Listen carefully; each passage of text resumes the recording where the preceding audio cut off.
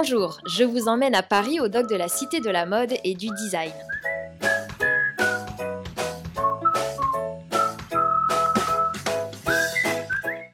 Durant 4 mois, ce célèbre bâtiment de béton accueillait une œuvre féerique. La créatrice de ce projet hors norme s'appelle Marianne Guédin et j'ai décidé de la rencontrer.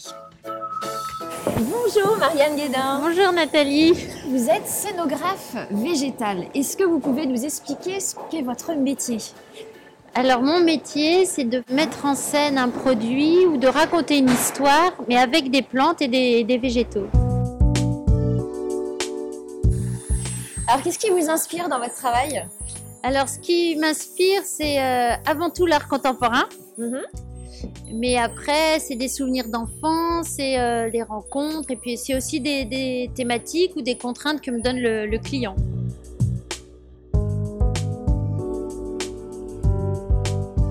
Je sais que vous êtes très inspiré par les lieux. Quand vous entrez dans un lieu, tout de suite, ça vous donne des idées, ça vous inspire. Même chez vous, c'est un véritable lieu de création. Oui. En perpétuelle évolution. C'est vraiment votre univers. Moi, j'ai trouvé ça fantastique. Je me suis cru chez la Fée des Fleurs quand je suis venue. Et d'ailleurs, pour mieux vous connaître, finalement, j'ai eu envie qu'on aille découvrir ça et qu'on montre quelques images.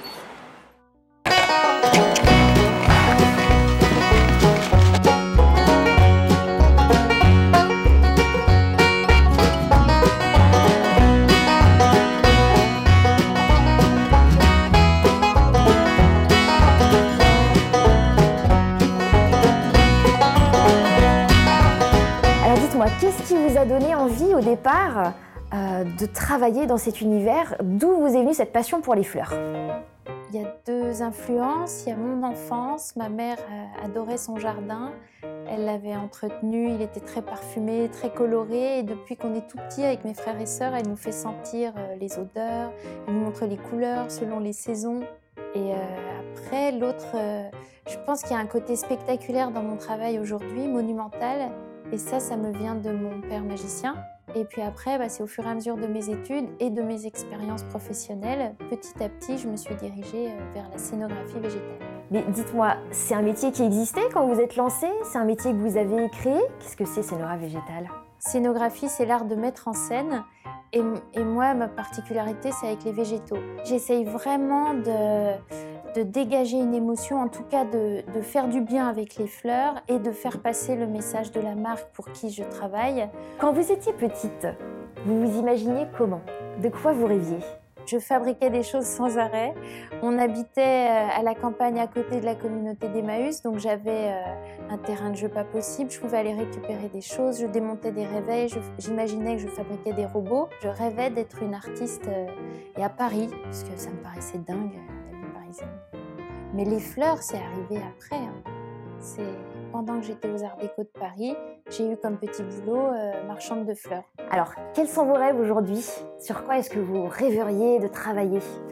Franchement, là, j'en parlais avec... j'ai eu un petit stagiaire il n'y a pas longtemps. Je me suis dit, en discutant avec lui, un tout jeune gamin de 13 ans, je me suis dit peut-être c'était faire une soirée à Hollywood ou un décor de cinéma que de fleurs, aller à l'international un peu plus, même si on me le propose aujourd'hui. Mais sinon, c'est parfois ce qu'on me... En fait, c'est les gens qui viennent me voir qui me surprennent avec leurs demandes. Mais j'adore les missions impossibles. Ça, c'est ce qui m'excite le plus. Retour au dock de la Cité de la Mode et du Design, où pour la première fois de sa carrière, Marianne Guédin expose dans un espace public. Un véritable challenge. Pourquoi l'avoir fait ? Alors c'est vrai que c'était un peu une mission impossible. Le bâtiment est assez ingrat pour recevoir du végétal. Mais justement, c'était un peu une mission impossible qui m'a plu de relever. Ça me plaisait d'apporter un peu de nature dans ce monde assez brut, bétonné. C'est un lieu qui est vraiment traversé par toutes les générations, tout le monde en fait. C'est un lieu très démocratique et l'intervention que j'y ai posée s'adresse à un public très large. Donc oui, c'était vraiment amener du végétal dans le minéral pour tout le monde. Et alors, qu'est-ce qui vous a donné envie de créer une forêt enchantée ici ? Bon, le sujet, c'était quand même le végétal dans cet univers un peu froid. Et je me suis rappelé, quand on est enfant et que pour la première fois on arrive dans la forêt, ça fait partie de nos grandes émotions. Et ce bâtiment, on le traverse. Donc ça me semblait un peu naturel de faire une forêt dans ce lieu. D'accord. Mais après de la forêt, je n'ai gardé que son interprétation, c'est-à-dire la lumière qui passe à travers les feuilles. Ouais. Pour que ça reste léger et transparent. Justement, c'est très réussi parce que ce que j'adore, c'est les contrastes que vous créez. Tout paraît effectivement poétique, léger, magique. En fait, on oublie totalement le travail pointu derrière tout ça. On a passé 60 heures pour le montage, il y avait une nacelle, enfin, on est quand même à 14 mètres de haut. Enfin oui, il y avait vraiment beaucoup de boulot. En effet, mais au final, voilà, c'est ça qui nous émerveille et ça qui fait qu'on est en contemplation et ça fait du bien, c'est qu'on ne voit pas ce travail derrière et tout paraît Tant mieux. léger. Tant mieux. On continue de visiter? On va se balader? Avec plaisir. Parlons écologie. Cette fois, vous avez mixé les matériaux, pas seulement naturels. Oui. Qu'est-ce que ça va devenir alors tout ça? Alors tout ce qui est végétal va finir en compost. Et toutes les feuilles métalliques, je vais en garder une partie, mais l'autre partie, je vais sans doute la déposer à la réserve des arts. C'est un lieu où les étudiants en école d'art peuvent venir chercher du matériel. Tout au long de l'exposition, vous avez imaginé et animé des ateliers ouverts à tous, enfants comme adultes. Oui, j'ai appris aux adultes et aux enfants à composer des bouquets ronds, des bouquets piqués dans la mousse. Et nous avons fait aussi des couronnes de fleurs. Puisqu'au départ, votre premier métier, c'est d'être fleuriste. Oui.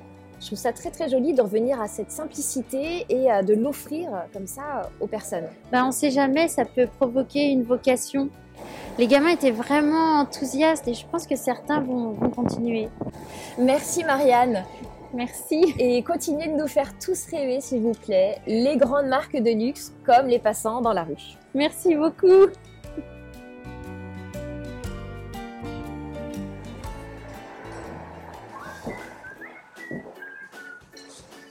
Dans le prochain épisode, vous pénétrerez au cœur d'une nouvelle création artistique dans l'espace public. À bientôt pour une autre découverte poétique, surprenante, innovante ou insolente.